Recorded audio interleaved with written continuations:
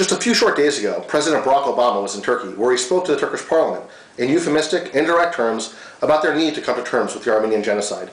His message was clear, even if his words were not. He took a step in the right direction, but he missed an important opportunity.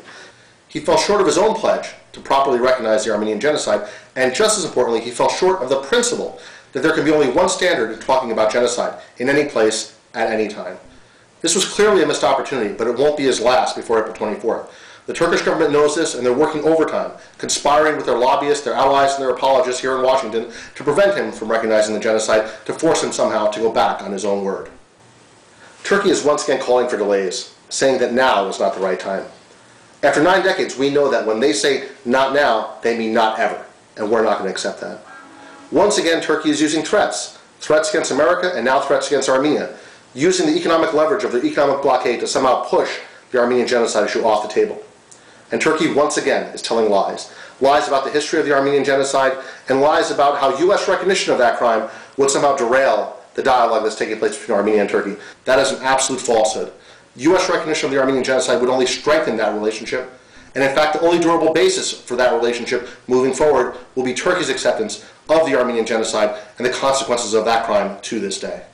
The Genocide Denial Lobby is banking on a business-as-usual approach, one that our government has adopted far too often, one that reduces our nation's willingness to stand up against genocide from a moral issue down to the level of a political commodity, one to be bartered away, one to be traded, one to be retreated from under pressure. This is a disgrace.